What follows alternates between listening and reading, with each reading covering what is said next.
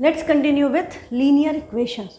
कल हमने standard form सीखा था लीनियर इक्वेशन का कि स्टैंडर्ड फॉर्म क्या होता है, A X plus P Y plus C equal to zero.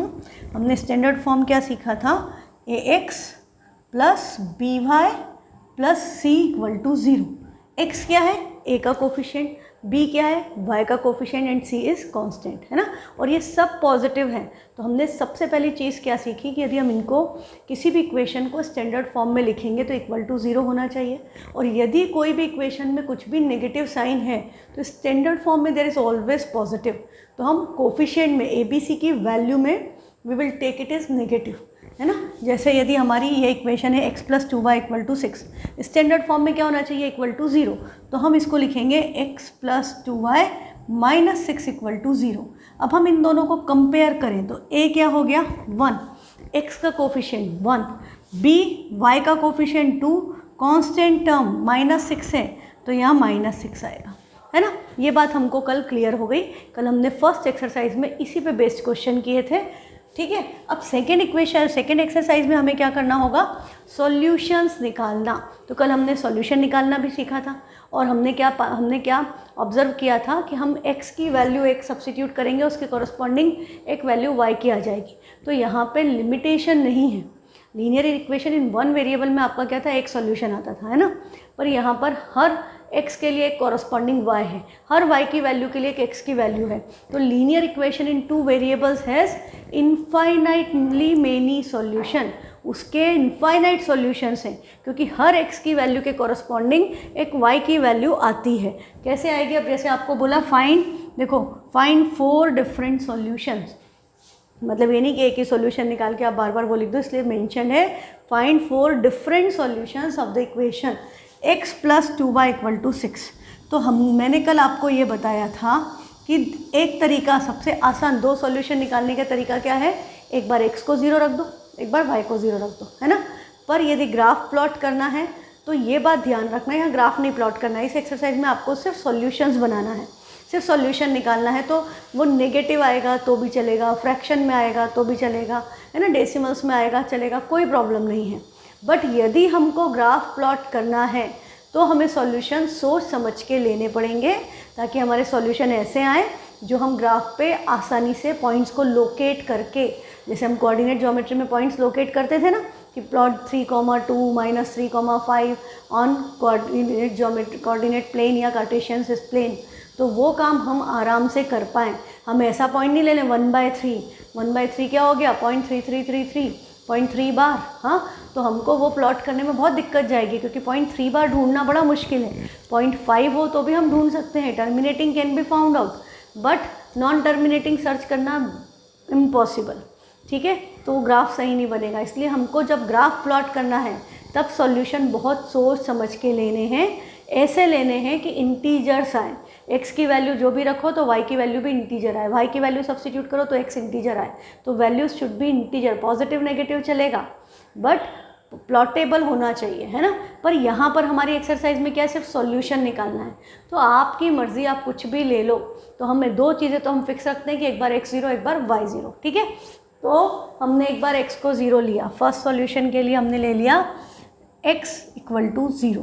तो x इक्वल टू ज़ीरो इसमें सब्स्टिट्यूट करेंगे तो ये वाली टर्म ज़ीरो हो गई। तो ये क्या हुआ, 0 प्लस 2y इक्वल टू 6 हो गया। अब 0 प्लस 2y क्या हुआ, 2y हुआ, है ना। ये बात तो हम जानते हैं, 0 में कुछ भी ऐड करो नंबर सेम रहेगा। तो ये 0 प्लस 2y एक्चुअली 2y है, तो y की वैल्यू क्या हुई 6 डिवाइडेड बाई 2। बट बेटा अब आप 9th में आ गए हो तो ये इंटरमीडिएट स्टेप्स लिखने के एक्स्ट्रा मार्क्स नहीं मिलेंगे। तो हम इसको डायरेक्टली 6 डिवाइडेड बाई 2 क्या आएगा 3। तो हमने y की वैल्यू 3 लिख दी। हमारा फर्स्ट सॉल्यूशन क्या हुआ 0,3। हाँ, ऑर्डर्ड पेयर हमने कोऑर्डिनेट ज्योमेट्री में पढ़ा था। ग्राफ प्लॉट करना है तो पहले x फिर y लिखेंगे, हाँ, उल्टा पुल्टा नहीं करेंगे, नहीं तो आपको पता है कि पॉइंट कहाँ का कहाँ शिफ्ट हो जाएगा। इन दोनों की पोजीशन बदल दोगे। अभी कहाँ पर है ये, x एक्सिस पे, y एक्सिस पे, x0 है, y एक्सिस पे उल्टा कर दोगे 3,0 किस पे आ जाएगा, x एक्सिस पे, पोजीशन ही बदल जाएगी, है ना। तो इसलिए ये बात ध्यान रखिए। सेकेंड सॉल्यूशन के लिए हमने ले लिया y इक्वल टू 0। तो x plus 2 multiplied by y, 2 multiplied by anything, हाँ, y is 0 but any number multiplied by 0 will always give you 0। तो 2 इंटू 0 क्या बन जाएगा 0 and this is equal to 6। तो x प्लस 0 इक्वल टू 6 मतलब x equal to 6। तो हमारा second solution क्या आ गया, x 6 है y 0। तो हमें ये भी पता चल गया ये x एक्सिस को इस पॉइंट पे इंटरसेक्ट करेगा, y एक्सिस को इस पॉइंट पे इंटरसेक्ट करेगा। ये चीज़ें भी बाद में आपके लिए इंपॉर्टेंट होती जाएंगी।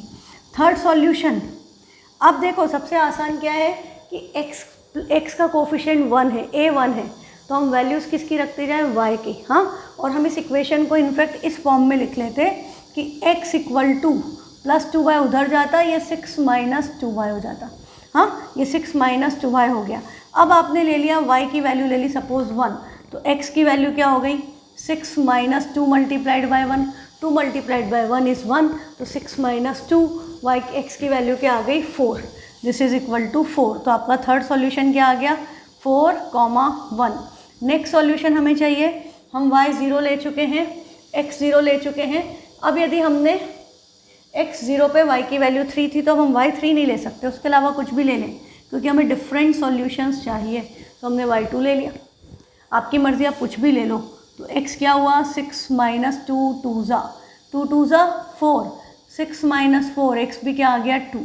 तो 2, 2 सॉल्यूशन, ये आपके 4 सॉल्यूशन चाहिए थे, ये 4 सॉल्यूशन हमने निकाल दिए। और इनफैक्ट ये सारे इंटीजर्स में आए हैं, तो हमको इसको यदि ग्राफ पे भी प्लॉट करना पड़ता तो कोई प्रॉब्लम नहीं होती। ठीक है, ये आपके सॉल्यूशंस आ गए। नेक्स्ट है अब आपका एग्जाम्पल 3 के बाद है example 4। Find 2 solutions for each of the following equations. आपको बहुत सारी इक्वेशंस दे दी, सबके 2 सॉल्यूशन निकालने हैं। ठीक है, 2 सॉल्यूशंस, ओनली 2 सॉल्यूशन निकालना है। तो सबसे आसान तरीका क्या है, एक बार x 0 एक बार y 0, substitute x equal to 0 y equal to 0।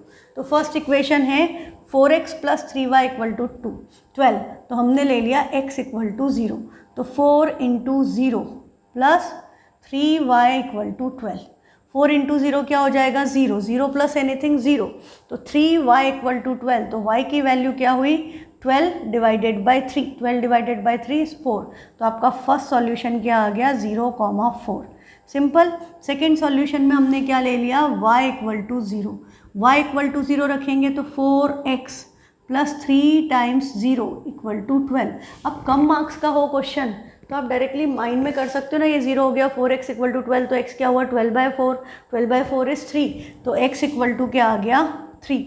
तो आपका सेकेंड सॉल्यूशन क्या आ गया 3, 0, 0,4 और 3,0, they are the required solution. और ज़रूरी नहीं कि 0, 0 लेकर के ही निकालो, है ना, आप अलग तरह से भी निकाल सकते थे। तो मैं आपको यहीं पर साथ में सिखाती जाती हूँ कि यदि, अच्छा देखो ग्राफ बनाने में क्या होता है बेटा, 2 पॉइंट से लाइन पास हो जाती है। हमने कल बात कर ली थी कि लीनियर इक्वेशन का ग्राफ कैसा होता है, लीनियर इक्वेशन का ग्राफ स्ट्रेट लाइन होता है, वो लाइन होता है इसीलिए इसको लीनियर इक्वेशन बोलते हैं। लाइन, लीनियर, हाँ सिमिलैरिटी है ना, लाइन से लीनियर वर्ड बना है। बिकॉज इस इक्वेशन का ग्राफ स्ट्रेट लाइन बनता है इसीलिए इसको लीनियर इक्वेशन कहते हैं, डिग्री 1 वाले को, है ना। तो आपका लीनियर इक्वेशन का ग्राफ स्ट्रेट लाइन है। स्ट्रेट लाइन 2 पॉइंट से पास हो सकती है, but the thing is to check कि हमारे दोनों पॉइंट करेक्ट निकले या नहीं। आपको हमेशा कम से कम 3 पॉइंट निकालना चाहिए जब ग्राफ बनाना हो। आप सोच रहे हो कि मैं बार बार ग्राफ की बात क्यों कर रही हूँ, क्योंकि सबसे इंपॉर्टेंट कंसेप्ट ही इस एक्सरसाइज में, इस चैप्टर में, नॉट इन दिस एक्सरसाइज। ये एक्सरसाइज में तो सॉल्यूशन निकालना है, पर सॉल्यूशन क्यों निकालना है, क्योंकि बाद में हमको उनका ग्राफ प्लॉट करना है। सॉल्यूशन निकालना पहले सीखेंगे और फिर हम उसको ग्राफ प्लॉट करना सीखेंगे। तो वो उन्होंने आपको स्टेप बाय स्टेप चीज़ें सिखाई है ना। तो हम अभी से सॉल्यूशन के साथ ग्राफ को भी डिस्कस करते चलें तो हमारे कंसेप्ट क्लियर रहेंगे, तो हम कहीं गड़बड़ नहीं करेंगे, हम ग्राफ में भी करेक्ट सॉल्यूशन निकालेंगे। ठीक, तो हमारा तीसरा पॉइंट, यदि मान लो कि हमने 3 पॉइंट निकाले और वो पॉइंट इसी लाइन पे आ रहा है, इसके इधर हो, इधर हो, इधर हो, कहीं भी हो, बट इसी लाइन पर है, मतलब यदि यहाँ आ रहा है और मैं इसको एक्सटेंड करूँ तो लाइन उससे पास हो रही है, तो वो सॉल्यूशन सही है। पर यदि मान लो कि ये 2 की लाइन तो इधर जा रही है, मेरा तीसरा पॉइंट यहाँ आ गया, आउटसाइड द लाइन लाई करता है, और हम लाइन को एक्सटेंड करें दोनों तरफ पर वो ग्राफ पे नहीं आ रहा, इसका मतलब हमारा कोई ना कोई सॉल्यूशन रॉन्ग है। तो हमको वहीं पर पता चल जाता है, यदि कुछ गलती हुई तो हम वहीं चेक कर लेंगे। इसलिए हमेशा जब ग्राफ बनाना हो तो 2 पॉइंट से ग्राफ बन जाता है, बट इट इज़ एडवाइजेबल कि आप कम से कम 3 पॉइंट्स निकालें, तो आपको वहीं पता चल जाएगा। यदि कुछ गलती हुई तो आप वापस से पॉइंट्स निकाल सकते हो, सॉल्यूशन फिर से चेक कर सकते हो कहाँ मिस्टेक हुई, फिर से ग्राफ ड्रॉ कर लोगे तो मार्क्स पक्के, कटने का चांस ही नहीं है ना। तो ये बात ध्यान रखिए। तो ये हमारा 2 सॉल्यूशन निकले। अच्छा, अब यदि मुझे इसके और सॉल्यूशन निकालने होते तो हम क्या करते, x की वैल्यू 1 ले लें। हाँ, x की वैल्यू 1 ले ली तो 4 × 1 क्या हो गया 4 प्लस 3y = 12। अब देखो क्या प्रॉब्लम होगी, 3y = 12 - 4 8, y की वैल्यू क्या आ गई 8/3। अब आपको इसको ग्राफ पे प्लॉट करना, ये 2 पॉइंट है ना, 3 2 = 6 बचेगा 2, 20.6666, that is 2.6 bar. 6 bar locate on graph paper is very difficult. That's why we don't want such solutions जिसमें इस तरह के आंसर हों। तो हमारी कोशिश क्या होती है कि हमारे सॉल्यूशन ही इंटीजर्स में आए। तो उसको लाने के लिए हमको थोड़ा सा प्रयत्न पहले करना पड़ता है। जैसे इस क्वेश्चन में हम क्या देखें कि इसका कोफिशिएंट a 4 है और b 3 है, तो किसका डिविजिबिलिटी रूल आसान है, a का या b का, 4 का या 3 का।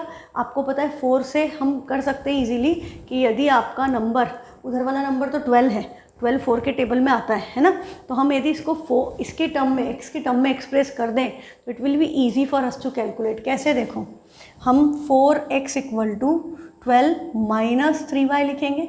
फिर ये 4x है तो 4 कहाँ जाएगा, यहाँ से हटकर डिनोमिनेटर में। तो बेटा ये चीज़ हम डायरेक्टली लिख सकते हैं, है ना। अब आप हायर क्लास में आ गए हो तो फ़र्क ये पड़ता है कि आप यहाँ से दिस इम्प्लाइज का साइन लगा के x = 12 + 3y उधर गया -3y, 4 मल्टीप्लिकेशन में था, इसके डिवीज़न में आ गया।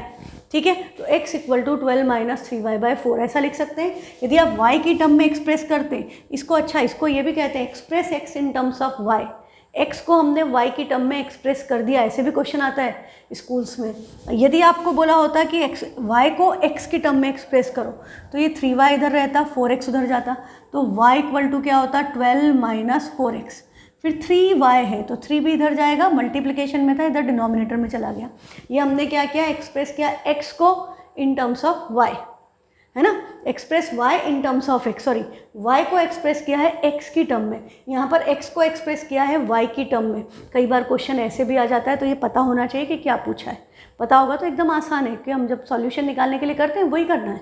हाँ, पर लैंग्वेज नहीं समझ में आती क्योंकि एनसीईआरटी में ऐसा कोई क्वेश्चन ही नहीं है, तो हमें पता ही नहीं चलता पूछा क्या है। पर अभी मैंने आपको बता दिया है, आप ये याद रखो तो आपको पता है कि यदि बोला express x in terms of y, मतलब x = के फॉर्म में इक्वेशन बना दो, express y in terms of x तो y = के फॉर्म में इक्वेशन बना दो। सिंपल सी बात है, याद रखना, ये बिल्कुल मार्क कर लो इसको। अब देखो ये अभी मैंने इस फॉर्म में कर लिया। अब मुझे पता है 12 तो 4 से डिविजिबल है, 4 3 = 12। हाँ, तो अब मुझे 3 के साथ y है तो y की ऐसी वैल्यूज़ लेनी है जो 4 के टेबल में आती हो, ताकि इसका जो प्रोडक्ट आए 3 से मल्टीप्लाई करके प्रोडक्ट आए, या तो ऐसी वैल्यू लूँ जो 3 से मल्टीप्लाई करके नंबर ऐसा है जो 4 के टेबल में आता हो, ताकि उसको प्लस माइनस करने पे नंबर 4 से डिविजिबल रहे। सिंपल सी बात है, कोई मुश्किल बात नहीं है। तो हम क्या कर सकते हैं, हमको पता है एक तो हम y = 0 ले सकते हैं, वो हम ऑलरेडी ले चुके थे, है ना। यदि हम इस फॉर्म में करते तो अब हम क्या लेते हैं, y = 0। क्यों 0, क्योंकि ये 0 हो गया तो भी 12/4 हो गया, है ना। तो ये x क्या हो गया 12/4, दैट इज़ 3। अब हमने एक y की वैल्यू दूसरी लेनी है। देखो 1 लूँगी तो 3 हो गया, 12 - 3 9, 9 डिवाइड नहीं होता, 2 लिया तो 3 2 = 6। तो सबसे आसान तरीका क्या है, 4 के टेबल में ही चले जाओ। तो आपने y की वैल्यू 4 ले ली, आपने y की वैल्यू 4 ले ली, तो ये क्या हुआ 12 - 3 × 4/4, 4 12 - 12 0/4, 0 एनीथिंग इज 0। तो आपका दूसरा सॉल्यूशन 4, 0 आ गया। ये 2 सॉल्यूशन हम पहले ही निकाल चुके थे, है ना, x0 y0 रख करके हम ये सॉल्यूशन निकाल चुके थे, पर हमें तो और सॉल्यूशन निकालने हैं। तो अब हम y की वैल्यू क्या ले लें, 4 की बजाय 8 ले लें, या y की वैल्यू हम -4 भी ले सकते हैं। हाँ, नेगेटिव साइड पे जा सकते हो, आप कोऑर्डिनेट ज्योमेट्री पढ़ा है ना आपने, चारों क्वाड्रेंट में मूव कर सकते हो। तब x क्या हो गया 12 - 3 multiplied by -4 divided by 4, 3 4 = 12, minus minus plus, तो 12 + 12 that is 24 divided by 4, value क्या आ गई 6। तो x की वैल्यू आपकी आ गई 6। तो आपका थर्ड सॉल्यूशन क्या आ गया, 6, -4। किस क्वाड्रेंट में लाई करेगा, ये सब याद रखना, x positive y negative, it lies in fourth quadrant. ठीक, नेक्स्ट है आपका, अब यदि मुझे और वैल्यू लेनी है तो मैं 8 ले सकती हूँ, तो क्योंकि 4 के टेबल में 8 आता है, तो y = 8 ले लिया फोर्थ सॉल्यूशन हमने।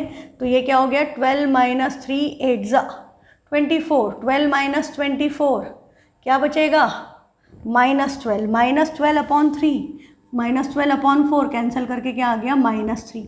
तो आपका नेक्स्ट सॉल्यूशन आ गया -3, 8। x negative y positive second quadrant, equation कैसे जाएगी, इमेजिन कर सकते हो आप कि यदि हम इसका ग्राफ बना रहे होते तो क्या होता। ये आपका क्वाड्रेंट आपको पता है, x = 3 y = 0, x = 3 y = 0 ये आ गया, x = 0 y = 4 यहाँ आ गया। ये इस तरह से लाइन चली जाती इन दोनों पॉइंट से होते हुए, और अब आप देखो x = -3 पे y की वैल्यू 8 इधर ही आती, और x = 6 पे y की वैल्यू क्या थी, -4। x = 6 पे y की वैल्यू -4, ये पॉइंट यहाँ आ जाता, ये वाला पॉइंट यहाँ आ जाता, ये सारे पॉइंट इस ग्राफ पर ही लाई करते। ठीक है, तो अभी हमको ग्राफ नहीं बनाना है, हमको सिर्फ सॉल्यूशन निकालना सीखना है। तो I hope the concept is clear. अब सेकेंड इक्वेशन है, इसमें क्या बात है कि इसमें x और y के साथ x और y है, a है, b है, c नहीं है, कांस्टेंट टर्म 0 है। तो यहाँ पर क्या हो गया, 2x + 5y = 0। तो a क्या है 2, b क्या है 5। अब हम यदि इसमें x 0 रखेंगे तो y की वैल्यू भी क्या आएगी 0, y 0 रखेंगे तो x भी क्या आएगा 0। एक बड़ी इंपॉर्टेंट बात मैं आपको बता रही हूँ कि ऐसी इक्वेशन ऐसी लीनियर इक्वेशन जिसमें c की वैल्यू 0 हो, हाँ, जिसमें c हो ही नहीं, वो हमेशा ओरिजिन से पास होती है। व्हाट डज दैट मीन, कि ये लाइन हमेशा इधर से पास हो गया, वो ऐसे जा सकती है, ऐसे जा सकती है, ऐसे किसी भी एंगल पे जा सकती है, बट उसका एक कॉमन सॉल्यूशन क्या आएगा, origin. What is the coordinates of origin, 0,0 है ना, मतलब x 0 रखने पे y की वैल्यू 0 डेफिनेटली आएगी ही आएगी। एक सॉल्यूशन तो बिना सॉल्व किए आप लिख सकते हो कि जब c 0 है कि graph will pass through origin, 0,0 से पास होगा। तो ये इस पे भी MCQ भी बन जाता है कि इनमें से कौन सी इक्वेशन ओरिजिन से पास होगी। तो आप देख लो जिसका c 0 है वो ओरिजिन से पास होगी। अभी हमको यदि सॉल्यूशन लेना है तो यदि हमने x की जगह 0 रखा तो ये 0 + 5y = 0, तो y की वैल्यू भी क्या आ गई 0। तो एक सॉल्यूशन आपका 0,0 मतलब ओरिजिन हो गया। अब देखो यदि y 0 रखोगे तो फिर x 0 आ जाएगा, यहाँ 0 पे 0 आ गया तो अब फिर से 0 नहीं रखना है, अब कुछ और वैल्यू ले लो। सपोज आपने x की वैल्यू 1 ले ली, तो 2 × 1 2 + 5y = 0, तो 5y = क्या हो गया -2, तो y की वैल्यू क्या आ गई -2/5। ठीक है, प्लॉट नहीं करना है तो इट्स ओके, पर यदि मुझे प्लॉट करना हो तो देखो मैं इस इक्वेशन में, ये बड़ी मज़ेदार इक्वेशन है, 2x + 5y = 0। हम इसको x की टर्म में भी एक्सप्रेस कर सकते हैं और y के में भी। क्यों? क्योंकि 2 का डिविजिबिलिटी रूल भी बहुत आसान है और 5 का भी। 5 में 1s प्लेस पे 0 एंड 5 आता है। तो मैं दोनों तरह से आपको इसको सिखा देती हूँ कि यदि हमने x की वैल्यू निकाली तो क्या होगी, -5y + 5y उधर ट्रांसपोज हुआ, -5y, 2 मल्टीप्लिकेशन था डिनोमिनेटर में चला गया। अब हमें y की वैल्यू क्या लेनी है, डिनोमिनेटर में क्या है 2, तो y की वैल्यूज़ इवन नंबर लेते जाओ।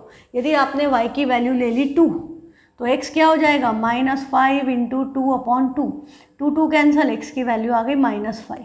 हाँ, ये सॉल्यूशन आपका क्या आ गया, -5, 2, ये कॉमा है, हाँ मैंने बहुत ही बड़ा बन गया।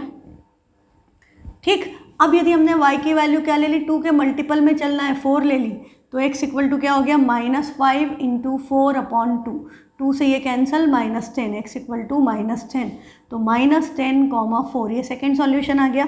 यदि थर्ड सॉल्यूशन चाहिए तो देखो नेगेटिव में भी ले सकते हो।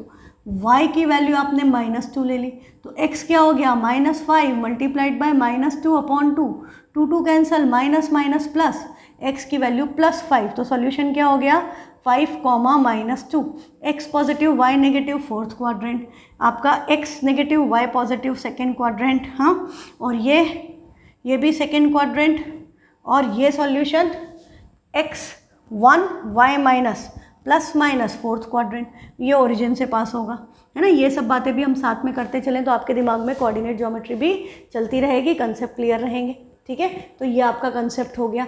तो ग्राफ प्लॉट करना है तो ये बातें ध्यान रखना। अच्छा, मैंने आपको बोला था ये हमने 2 से निकाला। अब यदि हम इसी इक्वेशन को सॉल्व करते 5 के लिए तो 2x उधर जाता, तो 5y इक्वल टू -2x, या y की वैल्यू क्या हो गई -2/5x। अब आपको पता है कि ये 2 तो 5 से कैंसिल नहीं होता, और 2 और x के बीच में मल्टीप्लिकेशन हो रहा है, तो हमें x की वैल्यू क्या लेनी है जो 5 के टेबल में आती है। सिंपल बात। तो हम x की वैल्यूज ऐसी लेती जाएं जो 5 के टेबल में आती है, तो हमने x ले लिया 5, तो y क्या हो गया -2 मल्टीप्लाइड बाय 5/5, 5 कैंसिल, आंसर आ गया -2। सॉल्यूशन सेम आएंगे। हाँ, आपने x की वैल्यू -5 ले ली, तो ये क्या हो गया y equal to -2 multiplied by -5/5, 5 cancel, ये भी माइनस है, ये भी माइनस है, माइनस माइनस +2। साइन की गलती मत कर लेना कि हमने तो यही साइन देखा, वो तो कट गया था, याद नहीं रहा कि पीछे नेगेटिव है। हाँ, तो x -5 y 2 हो गया। आपने x की वैल्यू 10 ले ली, तो y क्या हो जाता -2 मल्टीप्लाइड बाय 10/5, 5 2 ज़ा 10, 2 2 ज़ा 4, तो y की वैल्यू -4। आ गए 3 सॉल्यूशन, सारे इंटीजर सॉल्यूशन है, कोई प्रॉब्लम नहीं। क्यों? क्योंकि हमने ध्यान रखा है कि 5 का मल्टीपल। हम ऐसे ही बिना सोचे समझे, यदि हम बिना सोचे समझे x1 ले लेते तो ये -2/5 हो जाता। प्लॉटिंग में दिक्कत, हमने x की वैल्यू 3 ले ली तो 6/5 हो जाएगा, है ना। तो हालांकि डिनोमिनेटर में 5 है तो फिर भी वो डेसिमल टर्मिनेटिंग होगा, पर डेसिमल में जाओगे प्लॉटिंग में दिक्कत जाएगी। तो शुरू से ही आप यही बात फोकस करो, ये चीज़ पे ध्यान दो कि solutions should be integral. Integral मतलब इंटीजर्स में से होना चाहिए, फ्रैक्शंस अलाउ नहीं है। हाँ, ये बात आप ध्यान रखो। आ सकते हैं, सिर्फ सॉल्यूशन निकालना है तो आप निकाल सकते हो, पर आगे आपको बेटा ग्राफ ही बनाना है। अभी 9th में भी ग्राफ बनाना है और 10th में भी आपको ग्राफ प्लॉट करना है, तो वहाँ पे फिर आपके पास कोई और चॉइस नहीं रहेगी। आप अभी से सीख रहे हो, सही रास्ते पे चलो तो आप आगे बढ़ते जाओगे, नहीं तो बार बार परेशान होगे कि ग्राफ कैसे बनाऊँ। हाँ, तो ये बात मैं आपको इसीलिए फर्स्ट डे से सिखा रही हूँ कि ग्राफ ही बनाना है मेनली हमको लीनियर इक्वेशन में आगे चल के। ये सब उसी की तैयारी हो रही है। ABCD पढ़ाते हैं, फिर आप पढ़ना सीख जाते हो तो बुक पढ़ने लगते हो, तो ये आपको ये जो आपकी ABCD चल रही है लीनियर इक्वेशन की, they are just teaching you कि भाई लीनियर इक्वेशन क्या होती है, उसके सॉल्यूशन कैसे निकालते हैं। फिर आखिरी में आ जाएंगे मुद्दे की बात पे कि आप कहानी पढ़ो, वैसे कि आप भैया ग्राफ बनाओ। हाँ, और 9th में भी काम आएगा, 10th में भी काम आएगा। 10th में भी 4 नंबर का क्वेश्चन ग्राफ पे आता है, तो ग्राफ बड़ा इंपॉर्टेंट है। तो 3y + 4 = 0, y की वैल्यू क्या हुई +4, उधर गया -4, 3 मल्टीप्लिकेशन में था, डिवीजन में x तो है ही नहीं, तो x है ही नहीं और y की वैल्यू क्या है, फिक्स है। तो मैं यदि इसको स्टैंडर्ड फॉर्म में लिखती तो सम में क्या लिखती, 0x + 3y + 4 = 0। ये इक्वेशन बनाते कि नहीं बनाते अपन। हाँ, 0 × x + 3y - 4 = 0। ऐसे केस में जब x या y का कोफिशिएंट 0 हो, उस केस में जो भी दूसरे वेरिएबल की वैल्यू है वो फिक्स है। x you can take anything, x की वैल्यू मैं 2 ले लूँ तो 2 × 0 0 हो जाएगा, y की वैल्यू यही आएगी। x की वैल्यू 3 ले लूँ, 5 ले लूँ, 10 ले लूँ, 15 ले लूँ, what ever number you choose, वो 0 से मल्टीप्लाई होकर 0 हो जाएगा। और y की वैल्यू तो हर केस में -4/3 आएगी। तो इस केस में आपके सॉल्यूशन क्या होगा, x0 लिया तो y -4/3, x2 ले लिया तो y -4/3, जो तुम्हारी मर्जी, 2 की जगह 12 लिख दो, हाँ कुछ भी लिख दो। x की जो भी वैल्यू लोगे y की वैल्यू तो -4/3 ही आएगी। अब एक मज़ेदार बात बताऊं, जब ऐसा होगा तो ग्राफ कैसा बनेगा, y की वैल्यू फिक्स है। y की वैल्यू 0 कब होती है, जब लाइन क्या होती है, इक्वेशन किसकी होती है, x एक्सिस की। x एक्सिस पे y 0 होता है। तो यदि y की वैल्यू फिक्स है तो हम जब इसका ग्राफ बनाएंगे तो ये लाइन कहाँ से जाएगी, x की वैल्यू चेंज हो रही है पर y की वैल्यू क्या है, -4/3। तो जहाँ -4/3 है उसके कॉरस्पॉन्डिंग पॉइंट्स आते जाएंगे, ज्वाइन कर दोगे, line will be parallel to x axis.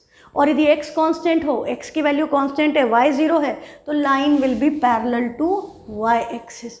ये भी बड़ी इंपॉर्टेंट बात है, लास्ट एक्सरसाइज में आपको यही सिखाएंगे। तो ये चीज़ें शुरू से ही समझते जाओ तो कहीं दिक्कत नहीं आएगी, बड़ा इंटरेस्टिंग टॉपिक है। तो अच्छा, ये तीनों हो गए ख़त्म। अब आ गए हम एक्सरसाइज 4.2 पे। इसमें क्या बोला, which one of the following options is true and why, कौन सा ट्रू है और क्यों है। Right y equal to 3x plus 5 has y equal to 3x plus 5 क्या है, linear equation in two variable. अब वो पूछ रहा है इसका यूनिक सॉल्यूशन है क्या, यूनिक मतलब एक ही आंसर आएगा क्या, तो आपको पता है लीनियर इक्वेशन में अभी हमने 4 सॉल्यूशन निकाले, तो एक तो नहीं आएगा, 2 सॉल्यूशन आएंगे क्या, 4 निकाले थे तो 2 कैसे आएंगे, और मैंने 4 से ज़्यादा निकालना सिखाया, तो ऑप्शन क्या बचा, इनफाइनाइटली मेनी सॉल्यूशन। ये मैंने आपको कल ही बता दिया था कि linear equation in two variables has infinitely many solutions. Infinitely many मतलब बहुत सारे, काउंट ही नहीं कर सकते। क्यों, क्योंकि इसका ग्राफ भी कैसा बन रहा है, स्ट्रेट लाइन। स्ट्रेट लाइन कैसी होती है, इनफाइनाइट तक जाएगी, इधर भी उधर भी, दोनों तरफ जाती जाएगी, ख़त्म नहीं होगी। वो रे भी नहीं है, वो लाइन सेगमेंट भी नहीं है, वो लाइन बनी है। हाँ, तो इसके ऊपर जितने पॉइंट हैं वो सब आपके ग्राफ का सॉल्यूशन है ना, वो इक्वेशन के सॉल्यूशंस हैं। तो इसलिए इनफाइनाइटली मेनी सॉल्यूशन होता है linear equation in two variables का। ग्राफ होता है स्ट्रेट लाइन, सॉल्यूशन होते हैं इनफाइनाइट। हाँ, इसमें कोई कन्फ्यूज़न नहीं रखना है, ये बात सिंपल सी है, इसको याद रखें आप। अब आपका सेकेंड क्वेश्चन क्या है, right 4 solutions for each of the following equations, वही जो अभी हम कर रहे थे। तो हमारा फर्स्ट तो बड़ा आसान सा है, 2x plus y equal to 7। अब मैं आपको वैसे ही सिखा रही हूँ जैसे करना चाहिए ग्राफ के हिसाब से, हाँ, ताकि गलती नहीं हो कि भाई हम यहाँ अलग कर रहे हैं वहाँ अलग कर रहे हैं, ये कन्फ्यूज़न ही नहीं हो। किसका कोफिशिएंट 1 दिख रहा है, y का कोफिशिएंट 1 है, b इज़ 1, a तो 2 है, तो y की टर्म में एक्सप्रेस करें तो y इक्वल टू क्या हो गया, 7 प्लस 2x, उधर ट्रांसपोज हुआ माइनस 2x, तो y can be written as 7 minus 2x। ये बात क्लियर। अब हम देखें कि y तो 7 माइनस 2x है, अब हमें इसके कितने निकालना है, 4 सॉल्यूशन। तो फर्स्ट सॉल्यूशन के लिए हमने x को क्या ले लिया, 0। 2 ही निकालने होते तो एक बार x0 एक बार y0 काम चल जाता है, पर 4 निकालने हैं तो उससे नहीं चलेगा, इसलिए हमने इस तरह से एक्सप्रेस कर दिया। x0 लिया तो y क्या हुआ, 7 माइनस 2 टाइम्स 0, 2 टाइम्स 0 भी 0 ही होता है, और 7 माइनस 0 0, तो y की वैल्यू क्या आ गई, 7। तो आपका फर्स्ट सॉल्यूशन क्या हो गया, 0,7। सेकेंड सॉल्यूशन, सेकेंड सॉल्यूशन के लिए हमने x इक्वल टू 1 ले लिया, तो y इक्वल टू क्या होगा, 7 माइनस 2 इंटू 1, 2 इंटू 1 2, 7 माइनस 2 5, तो y इक्वल टू 5। अब ये पूरा सॉल्व करके इसको 7 माइनस 2 फिर 5, ऐसा इतना करने की ज़रूरत नहीं है ना। छोटी क्लासेस में हर स्टेप के इस तरह के मार्क्स होते हैं, 9th 10th में नहीं होते, इन स्टेप्स के नहीं होते, जहाँ हैं वो मैं आपको बिल्कुल मेंशन कर रही हूँ कि इस तरह से करो। तो x equal to 1, y equal to 5, second solution. Third के लिए हमने x की वैल्यू माइनस में भी ले सकते हैं, मैंने माइनस 2 ले ली, चलो। तो y इक्वल टू क्या होगा, 7 माइनस 2 मल्टीप्लाइड बाय माइनस 2, तो ये क्या हो गया, 7 माइनस माइनस प्लस 2 2 ज़ा 4, तो y की वैल्यू क्या आ गई, 7 प्लस 4 दैट इज़ 11। ये आपके 3 सॉल्यूशन आ गए। अब ये एक और बचा है, तो x की वैल्यू हमने ले ली सपोज -1, तो y क्या होगा, 7 माइनस 2 मल्टीप्लाइड बाय -1। और बेटा यदि ऐसी संभावना लगे कि मैं 7 माइनस 2 को 5 इंटू माइनस 2 10 कर दूंगी, यदि ऐसा लगे आपको कि मैं ऐसा कर दूंगा या कर दूंगी, तो यहाँ पर आपको क्या करना चाहिए, should put a bracket over here, ताकि ये कन्फ्यूज़न ना रहे। ये 2 हुआ -2, फिर माइनस साइन है +2, 7 प्लस 2, 7 प्लस 2 इज़ 9, तो y की वैल्यू क्या आ गई, 9, तो -1,9। ये आपके 4 सॉल्यूशन आ गए। हाँ, और ऐसे आप इनफाइनाइट सॉल्यूशन निकाल सकते हो, ठीक। तो ये फर्स्ट क्वेश्चन हो गया आपका। सेकंड में बड़ी इंटरेस्टिंग बात है, क्या दिख रहा है, पाई x का कोफिशिएंट दैट इज़ a की वैल्यू यहाँ पर क्या है, a की वैल्यू पाई है, तो क्या करें, तो पाई को 22/7 रख दें या 3.14 रख दें। यदि आप ऐसा सोच रहे हो तो आप गलत सोच रहे हो। क्यों गलत सोच रहे हो, क्योंकि मैंने आपको पहले भी बोला था पोलिनोमियल्स में भी कि mensuration that is surface area and volume, area related to circles, ऐसी चीज़ें जहाँ पर हमें पाई की वैल्यू सब्स्टिट्यूट करनी पड़ती है।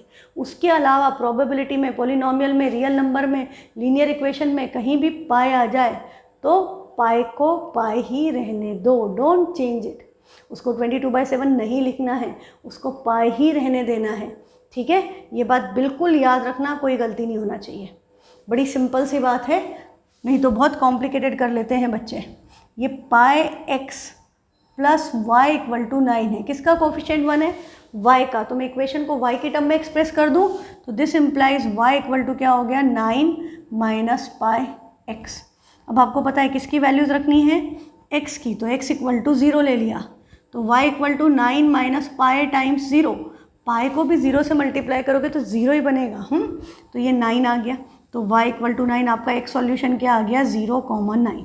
सेकेंड के लिए x की वैल्यू 1 ले ली तो y क्या हो जाएगा? 9 minus pi multiplied by 1, multiplied by 1 same ही रहेगा तो 9 माइनस पाई। तो आपका सॉल्यूशन क्या आ गया? 1,9 माइनस पाई। अच्छा, एनसीईआरटी के आंसर्स आपके मैच भी हो सकते हैं, नहीं भी हो सकते हैं, क्योंकि अब आपको पता है इसके इनफाइनाइट सॉल्यूशन है। तो हर बच्चे का आंसर सही हो सकता है and they may have different solution, कि हमने वैल्यू कुछ और निकाली, बट यदि आप ग्राफ प्लॉट करोगे तो आप सबके सॉल्यूशन यदि सही हैं तो वो सब एक लाइन पर ही लाई करेंगे, कहीं इधर उधर नहीं जाएंगे, है ना। तो एनसीईआरटी से सॉल्यूशन मैच करो तो कर लो, नहीं करो तो कोई प्रॉब्लम नहीं है ना। मतलब ये मत सोचना कि मेरा तो एनसीईआरटी में ये दिया, मेरा तो ये आया। इस क्वेश्चन में कोई भी कुछ भी सॉल्यूशन निकाल सकता है और हर व्यक्ति सही हो सकता है। तो ऐसे क्वेश्चंस में सॉल्यूशन की परवाह नहीं करना। x2 ले लिया तो y क्या होगा? 9 minus pi multiplied by 2। Pi multiplied by 2 को हम क्या लिख सकते हैं? 2 पाई। आपको सॉल्व करने की तो ज़रूरत ही नहीं है, तो आंसर यही आ गया 2,9 माइनस 2 पाई। अब तक पैटर्न समझ में आ गया ना। मैं यदि 3 लूँगी तो 3 पाई हो जाएगा, 9 माइनस 3 पाई 9 माइनस 4 पाई। जो x की वैल्यू लोगे, यदि आपने x और y, x ले लिया 4 तो y क्या आएगा? 9 माइनस 4 पाई। x ले लिया 6 तो ये क्या आ जाएगा? 9 माइनस 6 पाई।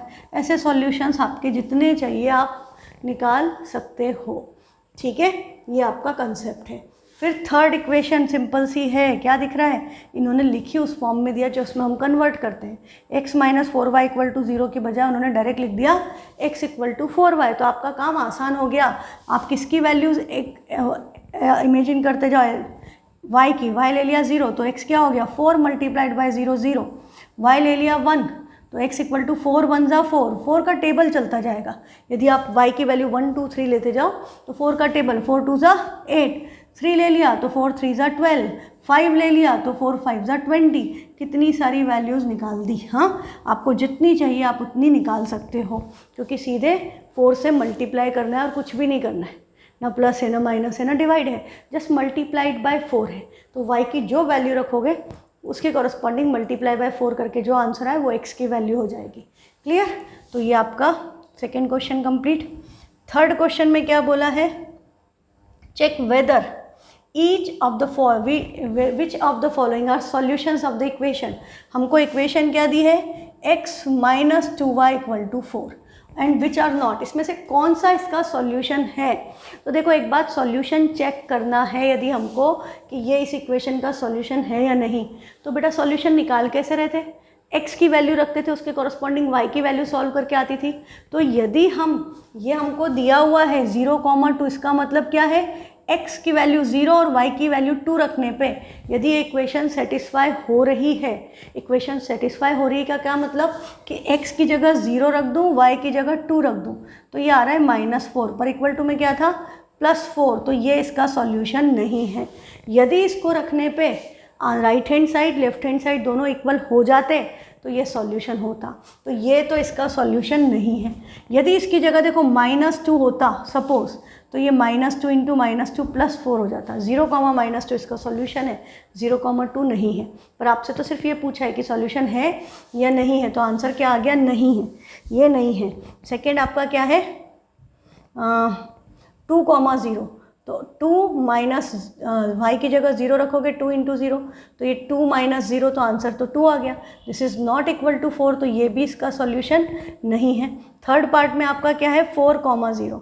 x की जगह 4 और y की जगह 0, तो यहाँ रखें तो 4 माइनस 2 इंटू 0, 4 माइनस 0, 4 आ रहा है। Left hand side right hand side equal है, इसका मतलब 4,0 is a solution of this linear equation. ये बड़ी इंपॉर्टेंट कंसेप्ट है। इससे हम देखो अगला क्वेश्चन इसका नेक्स्ट जो करेंगे वो समझ में आएगा आपको कि इसका यूज़ कैसे होता है। अब x दे दिया √2 और y दे दिया 4√2 मल्टीप्लाइड बाय 2, 2 मल्टीप्लाइड बाय 4√2, तो ये क्या हो गया? √2 माइनस 8√2। लाइक टर्म से कंबाइन होंगी, वैल्यू क्या आ गई? -7√2। पर इक्वल टू में तो 4 था, तो ये तो इसके इक्वल नहीं है, तो ये भी सॉल्यूशन नहीं है। लास्ट ऑप्शन है आपका 1,1, तो x इक्वल टू 1 रख दें तो 1 - 2 × 1, तो 1 - 2 तो -1। यहाँ पे क्या शुरू से इक्वल टू 4 करके नहीं सॉल्व करना है, सिर्फ लेफ्ट हैंड साइड सॉल्व किया। यदि राइट हैंड साइड के इक्वल आ जाता तो वो सॉल्यूशन है, तो -1 आया, 4 के इक्वल नहीं है, तो ये भी उसका सॉल्यूशन नहीं है। ये आपका कंप्लीट, ठीक है। अब देखो इसकी एप्लीकेशन कैसे होगी, लास्ट क्वेश्चन से समझ में आएगा। Find the value of k। क्या बोल रहा है कि k की वैल्यू निकालो। इक्वेशन क्या है, 2x + 3y = k, ये k। If x = 2, y = 1 is a solution of this equation. यदि x = 2, y = 1 इस इक्वेशन का सॉल्यूशन है तो k की वैल्यू निकालो। तो ये इसका सॉल्यूशन है, मतलब x और y की वैल्यू सब्स्टिट्यूट करने पे left hand side right hand side equal होना चाहिए, ये कंसेप्ट हमको आ गया, तो हम सब्स्टिट्यूट कर दें। अच्छा, ये जो सॉल्यूशन ऐसा लिखा है इसकी बजाय ऐसा भी लिख सकते थे, इफ़ 2, 1 इज़ अ सॉल्यूशन। इसका मतलब भी कि x = 2, y = 1, ठीक है। x = 2, y = 1 ऐसे लिखने की बजाय ऑर्डर्ड पेयर में लिख दिया, तो भी आपको पता है हम कैसे लिखते हैं हमेशा, x, y, है ना। हम हमेशा सॉल्यूशन x, y के फॉर्म में ही लिखते हैं। तो ये आपका जो x, y है, मतलब जो भी पहले लिखा है वो x है, जो बाद में लिखा है वो y है। तो हम इसमें सब्स्टिट्यूट करें तो 2 × 2 + 3 × y = 1 = k होगा। 2 × 2 क्या हो गया, 4, 3 × 1 क्या हो गया, 3, 4 + 3 आंसर क्या आया, 7। बट 7 किसके इक्वल है, k के, तो k = 7 is your required solution. ये बड़ा इंपॉर्टेंट कंसेप्ट है। अब अच्छा देखो, यहाँ पे k की जगह थी k - 2 लिखा होता, तो ये -2 क्या होता, इधर आ जाता, तो ये 7 + 2 हो जाता, तब k की वैल्यू क्या आ जाती, 9। तो इस तरह से भी कॉम्बिनेशन दिए जाते हैं कि कुछ ऐड कर दिया, सब्ट्रैक्ट कर दिया, मल्टीप्लाई, डिवाइड, प्लस माइनस में, पर कंसेप्ट बहुत इंपॉर्टेंट है। तो बेटा इसकी प्रैक्टिस करना, इस टाइप के question exam point of view से बहुत इंपॉर्टेंट है। ये आपकी 4.2 फिनिश हो गई, ठीक। अब नेक्स्ट कंसेप्ट आपका क्या है, ग्राफ। हाँ, long awaited graph of linear equation in 2 variables. तो अभी आपको बहुत सारी इन्फॉर्मेशन ऑलरेडी है ग्राफ के बारे में कि कैसे बनेगा। तो जैसे हमने x + 2y = 6 इस इक्वेशन को सबसे पहले सॉल्व किया था और हमने इसके सॉल्यूशंस निकाले थे, तो ये इन्होंने इसके सॉल्यूशन दे दिए एनसीईआरटी में कि अपन पहले निकाल चुके हैं ऑलरेडी कि x + 2y = 6, x 0 रखोगे तो 2y = 6, y की वैल्यू क्या आ गई, 3, x 2 रखा तो 2 × 2 = 4, 6 - 4 2, 2/2 आपका ये। एक सेकेंड इसको कर लेते हैं, चलो। x = 0 लिया तो 0 + 2y = 6, तो 0 + एनीथिंग इज 0, 2 से इसको कैंसिल करेंगे 3, तो x = 0 पे y = 3 आ गया। फिर सेकेंड सॉल्यूशन है आपका x = 2, x की जगह 2 रखा तो +2y = 6, तो ये 2 उधर ट्रांसपोज होगा, तो 2y = 6 - 2 क्या आ गया, 4, 2 × 1 = 2, 2 × 2 = 4, y की वैल्यू क्या आ गई, 2, y ऐसा मत लिखना, ये तो कन्फ्यूज़न हो जाएगा 4 में और y में, तो x भी 2, y भी 2। अब हमें यदि थर्ड सॉल्यूशन लेना है तो x की जगह 4 रखा तो 4 उधर जाएगा, तो 6 - 4 क्या आ गया, 2, तो 2y = 2, 2, 2 कैंसिल, y की वैल्यू 0 नहीं होगी, 1 होगी, 2 / 2 इज़ 1, 2 - 2 0 होता है, डिवाइड किया तो आंसर 1 आएगा, तो x = 4 पे y 1। अब यदि हम x की वैल्यू 6 ही ले लेते तो 6 + 6 + 2y = 6, तो ये 6 - 6 0 हो जाता, तो y की वैल्यू क्या आती, 2y = 0, तो 0 / 2 विल बी रिटर्न एज 0। 0 को किसी भी नंबर से डिवाइड करेंगे तो आंसर 0 आएगा, क्योंकि 2 के टेबल में कितनी बार पढ़ने पे 0 आता है, 2 0 × 0 है ना, 2 1 × तो 2 होता है, तो आंसर क्या आएगा, 0। 0 / एनीथिंग इज 0, ये बात याद रखना। तो x = 6 पे y की वैल्यू 0, एंड ये डॉट डॉट डॉट क्या रिप्रेजेंट कर रहे हैं, और सॉल्यूशन ऐसे ही आते जाएंगे। हाँ, अब हम इन सॉल्यूशंस को यदि ग्राफ पेपर पे प्लॉट करें तो हमको सबसे पहले देखना पड़ेगा x की वैल्यू 0 2 4 6 है, y की वैल्यू 3 2 1 0 है, मतलब हम दोनों को x एक्सिस y एक्सिस दोनों पे 1 सेंटीमीटर = 1 यूनिट ले लें तो भी काम चल जाएगा, और x पे हम 2 के टेबल में भी ले सकते हैं, 1 सेंटीमीटर = 2 यूनिट्स भी ले सकते हैं, ठीक है। तो ये इन्होंने ग्राफ दिया हुआ है एनसीईआरटी में, you can check it in your book also. कि अब आप देखो आपने क्या किया, आपकी एक्स एक्सिस और वाई एक्सिस प्लॉट की, x axis y axis plot की और पॉइंट्स को प्लॉट किया। कैसे? वैसे जैसे कोऑर्डिनेट ज्योमेट्री में करते थे कि x इक्वल टू 0 पर y की वैल्यू क्या है 3, x इक्वल टू 0 पे y की वैल्यू 3, यहाँ पर डॉट लगाया और ब्रैकेट में यहाँ 0,3 लिख दिया पॉइंट। हाँ, फिर है 2,2, तो x इक्वल टू 2 पे y इक्वल टू 2 के कॉरस्पॉन्डिंग पॉइंट 2,2। अब वह ऐसे नहीं करना है यूँ लाइन बना करके, है ना, अपन 9th में ना, तो ऐसे नहीं करना है। फिर x इक्वल टू 4 के कॉरस्पॉन्डिंग y इक्वल टू 1, फिर x इक्वल टू 6 पे y 0। इन चारों पॉइंट को ज्वाइन करते हुए स्केल लेकर के लाइन बनाई और लाइन को दोनों साइड एक्सटेंड करके एरो लगा दिया। और क्या करना है, इसके ऊपर इक्वेशन भी लिखनी है। इन्होंने लिखी नहीं है पर आपको लिखनी है। हाँ, अभी से अपन आदत डालें तो बाद में अपने को दिक्कत नहीं जाएगी। x plus 2y equal to 6, ये अभी इन्होंने क्यों नहीं लिखी, क्योंकि इस पर उन्होंने एक ही ग्राफ प्लॉट किया, एक ही इक्वेशन का। बट आगे आप पढ़ोगे कि आप एक ही ग्राफ पेपर पे 2 या 3 इक्वेशन का ग्राफ भी प्लॉट कर देते हो।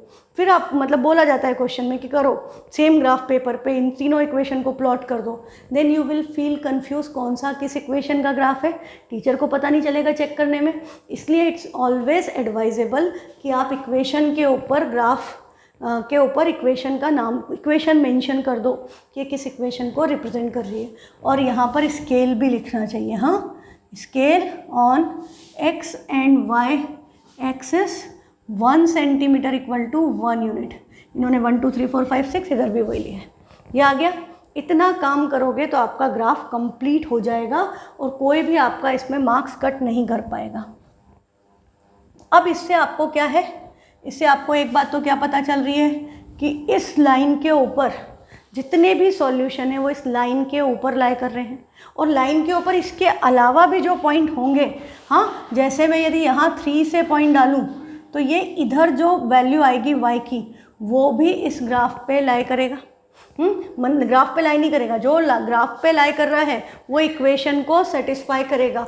मतलब मैं x की वैल्यू 3 रखूँ तो इक्वेशन क्या थी, ये, तो 3 इधर से उधर जाएगा, 6 माइनस 3, तो y की वैल्यू क्या आएगी 3/2।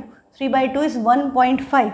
आप इसको प्रॉपर ग्राफ पेपर पे करोगे तो हमको ऐसे भी यहाँ भी दिख रहा है 1 और 2 के एग्जैक्टली बीच में 1.5 पे ही गया है ना। तो हर पॉइंट जो है वो एक सॉल्यूशन को रिप्रेजेंट करता है। ग्राफ के ऊपर जितने भी पॉइंट हैं ये सब किसी न किसी सॉल्यूशन को रिप्रेजेंट करते हैं और जितने भी सॉल्यूशन है वो सब की सब इस लाइन के ऊपर आएंगे। हाँ, हम इसको एक्सटेंड कर सकते हैं इसीलिए दोनों डायरेक्शन में। और हमको क्या बोला है इन्होंने कि every point whose coordinate satisfy equation lies on the line, वो जो भी उस इक्वेशन को सेटिस्फाई करते हैं वो सब की सब इस लाइन के ऊपर आएंगे। फिर एवरी पॉइंट a, b, जैसे अभी मैंने निकाला था 3, 1.5 on the line A B gives a solution. जैसे ही हम उसको सब्स्टिट्यूट करेंगे x की जगह a, y की जगह b, वो उस इक्वेशन का सॉल्यूशन बनेगा। और any point which does not lie on the line, जो भी पॉइंट लाइन पर नहीं है, लाइन के बाहर है, वो इस इक्वेशन को सेटिस्फाई नहीं करेगा। यदि मैं 3,0 ले लूँ, x equal to 3, y equal to 0, तो x इक्वल टू 3 रखेंगे तो y आपका वो हो गया 3/2। 3,0 लिया था मैंने, 3 0 नहीं आ रहा, y इक्वल टू 0 नहीं आ रहा। 3 रखने पे y की वैल्यू 1.5 आई थी, 0 नहीं आई, क्योंकि वो पॉइंट आपका ग्राफ पे स्ट्रेट लाइन पे लाई नहीं करता। हाँ, तो ये छोटी छोटी बातें हैं जो आपको समझनी है एंड सिंपल कंसेप्ट है। नेक्स्ट है आपका एग्जाम्पल 5th। क्या बोल रहा है, given the point 1, 2 find the equation of line which on which it lies, how many such equations are there. कि भाई आपको एक पॉइंट दे दिया, क्या दे दिया, एक पॉइंट दे दिया कि पॉइंट है 1, 2, मतलब x equal to 1, y equal to 2। अब एक ऐसी लाइन, इक्वेशन 2 लाइन की जहाँ से इसका ग्राफ पास हो, जिस लाइन पे ये लाई करे, तो ये किसी इक्वेशन का सॉल्यूशन है। ये लाइन पर लाई कर रहा है, ये मतलब उस इक्वेशन को सेटिस्फाई करेगा। तो हम क्या लिख सकते हैं, मतलब हमको क्या पता है ये 1, 2 से कि x की वैल्यू 1 है, y की वैल्यू 2 है, और हमको क्या करना है, हमको इक्वेशन बनाना है।